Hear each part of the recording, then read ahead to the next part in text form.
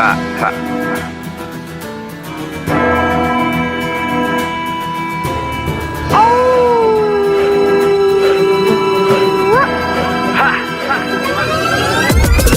and swords, feel the wars, fighting my blood down to the core. Warriors from medieval age, fear the reign of night brigades. Crusades into the room, moving through the temples and tombs. Scared and placed, prepare to face Professor Awesome and the minions of doom. Professor Awesome and the minions of doom. Professor Awesome and the minions of doom. Professor Awesome and the minions of doom. Professor Awesome and the minions of doom. Professor Awesome and the minions of doom.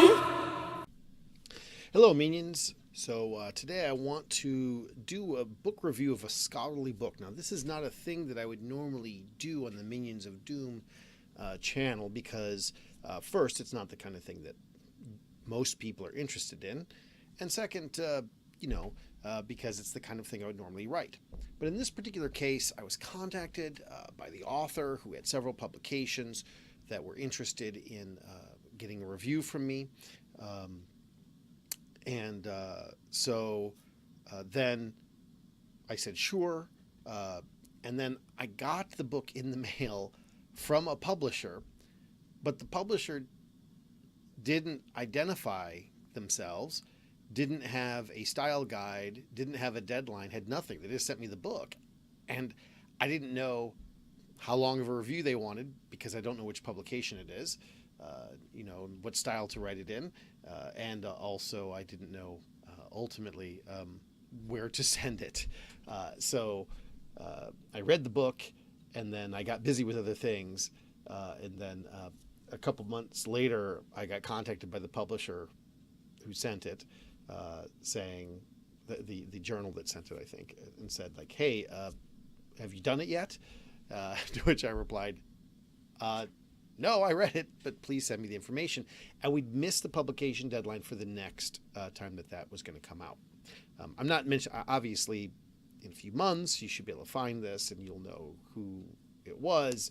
But I think it was probably just an oversight. It wasn't like some terrible, horrible error. So I'm not naming names on purpose, the journal that I'm doing this, because it's just a kind of oversight. But because of that, I thought I would jump the gun a little bit and go ahead and do a kind of a visual one. And of course, later on, I'll have published another one. And the book I want to look at is Kathleen Forni's Beowulf's Popular Afterlife in Literature, Comic Books, and Film. This is part of a Routledge series. The publisher I was talking about wasn't Routledge. It was, anyway, I don't want to get into it. And basically it's a kind of once over very lightly look at how Beowulf has been presented in comic books and cartoons and things like that. And I've done a lot of study of Beowulf in comic books. So I assume this is why it was sent to me, though it may be because of something I wrote about neo-Nazi, neo-pagan interest in Beowulf in the past. And I want to recommend, I would recommend this book anyway for scholars who are interested in this, because it gives a kind of once-over, very lightly view of all the basic ways that Beowulf has been presented.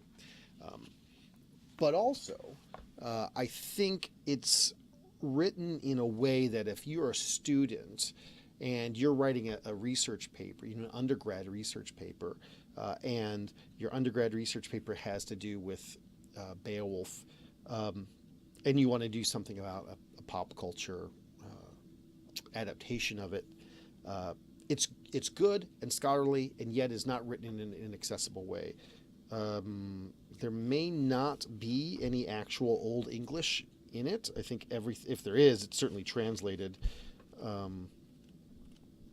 So it's completely accessible. It'll give you, a good entry point into this. She does have a chapter. She kind of wants to talk about it through the lens of monsters. And to be honest, I think that's not necessary. Actually, I think it is a little bit of a distraction. But that being said, monsters are sort of having a cultural moment in Beowulf's days at the moment. And her chapter on monsters, though I don't think it's necessary for this particular book, is, I think, one of the better kind of overviews of where monsters are in the way that we think about Beowulf today. And so, ironically, although I kind of think that chapter is not necessary for the book, I actually think that chapter is super important for someone who's interested not in the popular culture, but in the idea of monsters and Beowulf.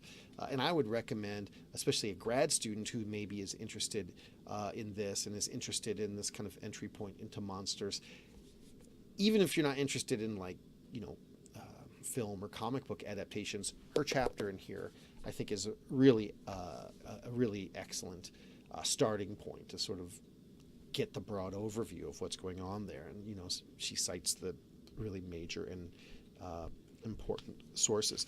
One other thing I'd like to point out, which is really, if you're not a scholar, one of the things that the Meanings of Doom might be more interested in is, I comment on this in my written review, which I'm not going to get into, but in terms of the retellings, I did notice that once you got into the retelling, she has adult fiction, Beowulf for kids, which I guess kids fiction mostly, comic books, film and TV versions, appropriations, and then appropriations across genres and media, which is basically a kind of catch-all miscellaneous category.